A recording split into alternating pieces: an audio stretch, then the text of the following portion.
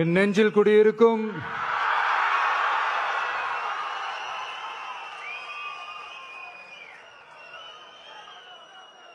என்னுடைய தோழர்களுக்கும் தோழிகளுக்கும் தமிழக மக்களுக்கும் என்னுடைய வணக்கம்.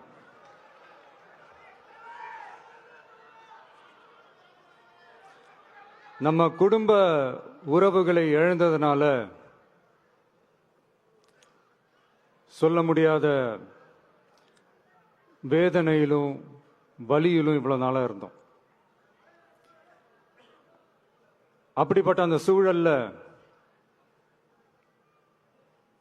நம்ம சொந்தங்களின் மனம் பற்றி இருக்க வேண்டியது நம்மளுடைய கடமை.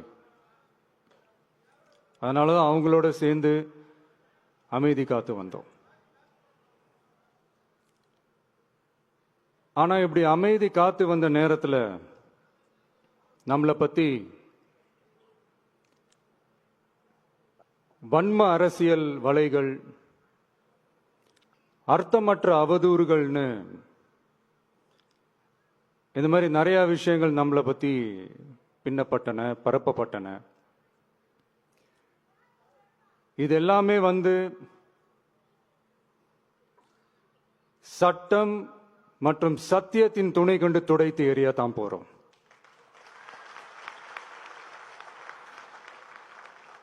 பட் அதுக்கு முன்னாடி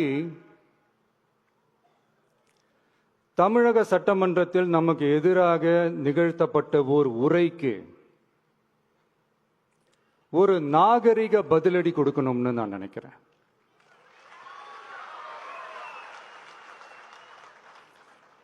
அரசியல் செய்ய விருப்பமில்லை, அரசியல் செய்ய விருப்பமில்லைன்னு அடிக்கடி சொல்ற முதல்வர் நம்மளை குறிப்பிட்டு பல்வேறு அவதூறுகளை பதிவு செய்வதன் வாயிலாக பெருந்தன்மையை பேரளவில் மட்டுமே பேசும் முதல்வர் 15/10/2025 அன்னைக்கு தமிழக சட்டமன்றத்தில் நமக்கு எதிராக பேசிய பேச்சில் எவ்வளவு வன்மத்தை கக்கியுள்ளார் என்பதையும்,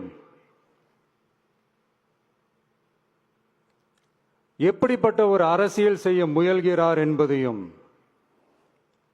தமிழக மக்கள் உணராமலா இருப்பாங்க.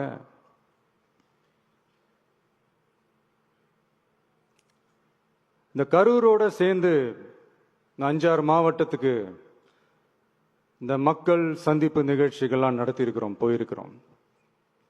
அங்கெல்லாம்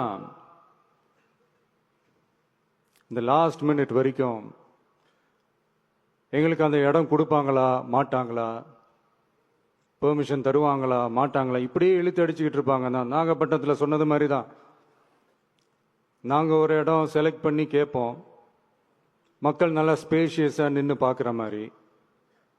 பட் அவங்க அதையெல்லாம் ரிஜெக்ட் பண்ணிட்டு மக்கள் நெருக்கடியோடு நின்று பார்க்குற மாதிரி ஒரு இடத்த செலக்ட் பண்ணி எங்களுக்கு கொடுப்பாங்க. இது டிஃபால்ட்டாக எல்லா இடத்துலையும் இந்த ஒரு ஆர்குமெண்ட் நடந்துட்டு இருக்குன்னு வைங்க. அது மட்டும் இல்லை, இந்தியாவிலேயே எந்த ஒரு அரசியல் கட்சி தலைவருக்கும் கொடுக்கப்படாத கண்டிஷன்ஸ். பஸ்ஸுக்குள்ளேயே இருந்து பார்க்கணும், மேலே கை காட்டக்கூடாது, இப்படிலாம் ஒரு அதீத கட்டுப்பாடுகளை கொடுத்த உடனே எங்கள் சைட்லேருந்து ஒரு அறிக்கையும் வெளியிட்டோம். அது மட்டும் இல்லை, தமிழக வெற்றி கழகம் சார்பாக அனைத்து கட்சிகளுக்கும் சமமாக ஒரு முறையான ஒரு பொது வழிகாட்டு முறைகள், SOPஸ்ன்னு சொல்லுவாங்க, அதையும் வழங்கணும்னு சொல்லி உயர் நீதிமன்றத்தையும் நாடி இருக்கணும். இதுவும் தமிழக மக்கள் உணராமலா இருப்பாங்க. இப்படி ஒரு அரசியல் காழ்ப்புடன், நேர்மை திறனற்று நம்மளை பத்தி குற்றம் சாட்டியுள்ள குறுகிய மனம் கொண்ட முதல்வர் அவர்களுக்கு ஒரு சில கேள்விகள். உச்சநீதிமன்றத்தில், அதாவது 13/10/2025 அன்னைக்கு உச்சநீதிமன்றத்தில் நடந்த அந்த விவாதங்களை வைத்தும் அந்த உத்தரவுகளை வைத்தும் இந்த கேள்விகள். இப்படி பொய் மூட்டைகளா நம்மளை பத்தி இந்த அவதூறுகளை அவிழ்த்து விட்ட முதல்வர் அவர்களுக்கும் திமுக அரசுக்கும் சார்பாக கோடிகளை கொட்டி அமர்த்தப்பட்ட அறிவார்ந்த வழக்கறிஞர்கள் அவங்க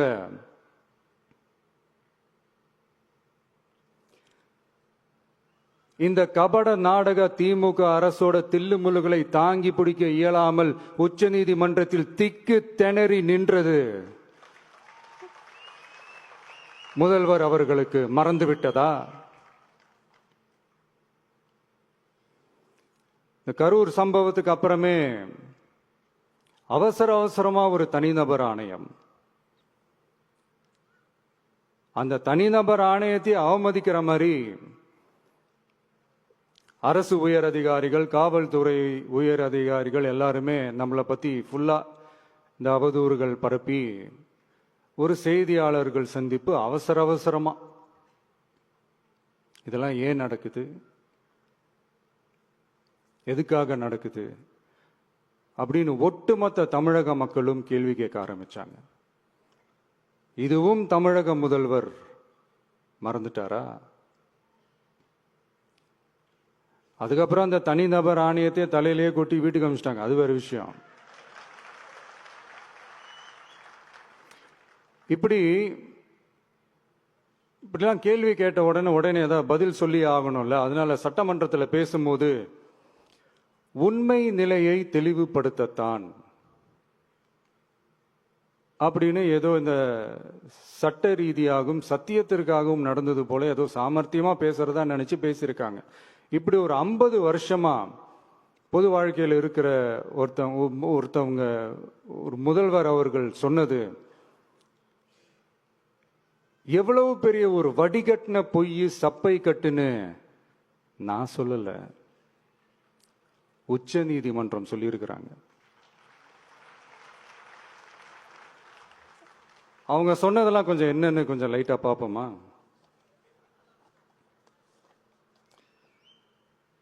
The comments which have been made before the media by the top officers of the police department may create doubt in the minds of the citizenry on impartiality and fair investigation.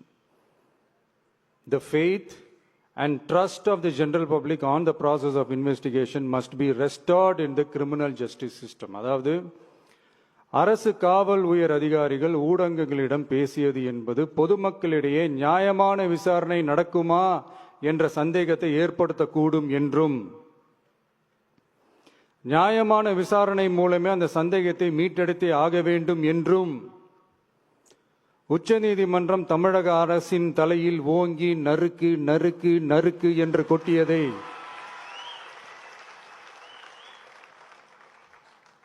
முதல்வர் அவர்கள் மறந்துட்டாரா?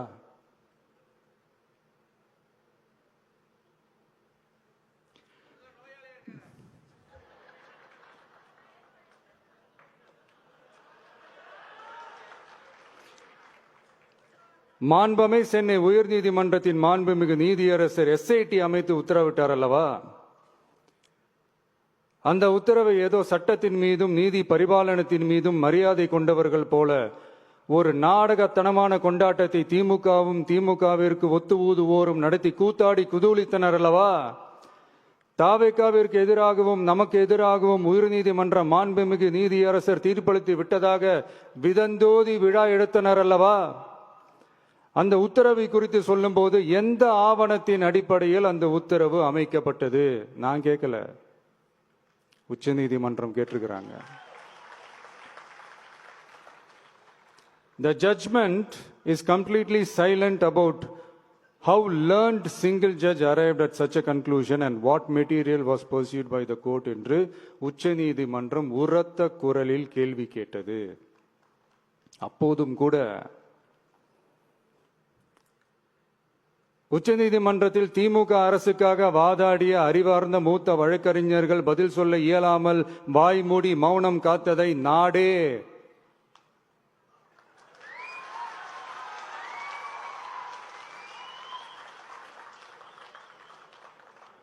பார்த்ததல்லவா? இதையும் முதல்வர் அவர்கள் மறந்துட்டாரா?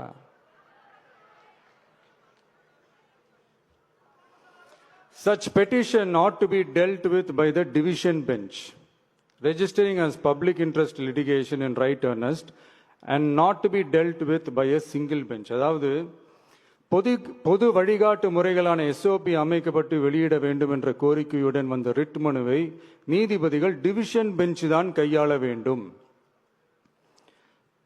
தனி நீதிபதி bench கையாளக்கூடாது என்றும் உச்சநீதிமன்றம் சொன்னதல்லவா? அது மட்டுமா, கோரிக்கையே இல்லாமல் எஸ்ஐடி அமைக்கப்பட்டது எந்த வகையில் சரி என்றும் கேள்வி எழுப்பியது உச்சநீதிமன்றம்.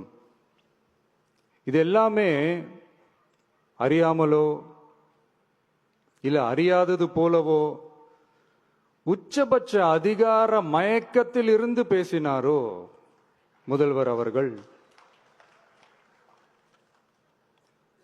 மனிதாபிமானம், அரசியல் அறம், மாண்பு இதெல்லாம் எதுவுமே இல்லாம வெறும் பேச்சில மட்டுமே பேசிக்கிட்டு அரசியல் ஆதாயம் தேடுற ஆட்டத்தை ஆடத் தொடங்கிவிட்டார் முதல்வர் அவர்கள்.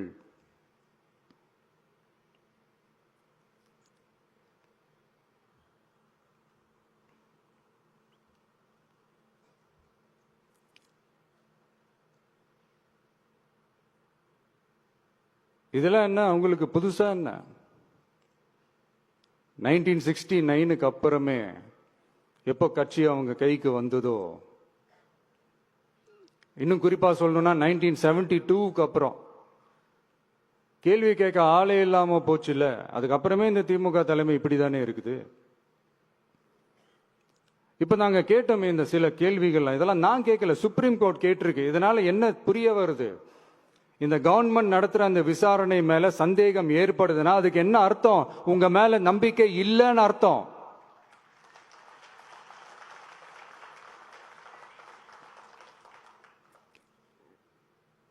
இதெல்லாம் ஏன் எதுக்காகன்னு முதல்வர் அவர்களுக்கு புரியுதா?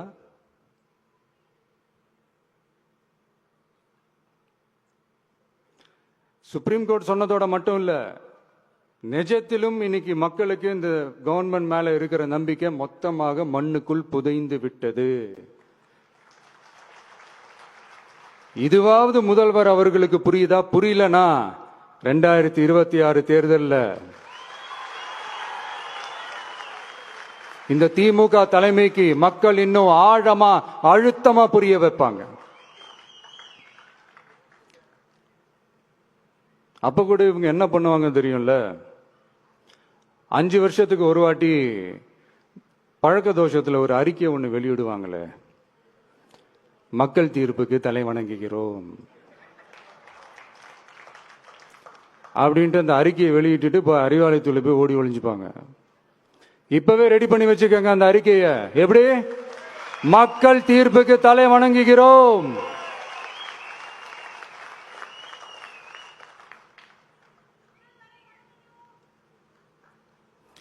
நான் போன பொதுக்குழுவில் சொன்னதை தான் இங்க நான் திரும்பவும் சொல்றேன். இயற்கையும் இறைவனும் நம் தமிழக சொந்தங்களின் வடிவில் மாபெரும் மக்கள் சக்தியை நம்ம கூடவே நிற்கும் போது எம் மக்களுக்கான அரசியலை தடுப்பவர் எவர்?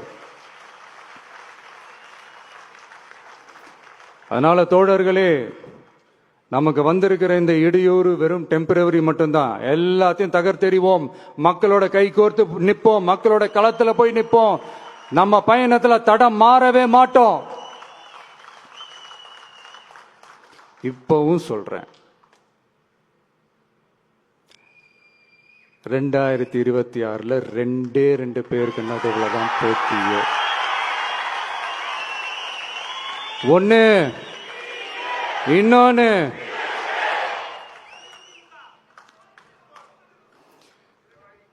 இந்த போட்டி இன்னும் ஸ்ட்ராங்கா மாறப்போகுது. 100% வெற்றி நமக்கு. வாகை சூடுவோம், வரலாறு படைப்போம். கான்பிடென்டா இருங்க, நல்லதே நடக்கும், வெற்றி நிச்சயம். மீண்டும் சந்திக்கும் வரை நன்றி, வணக்கம்.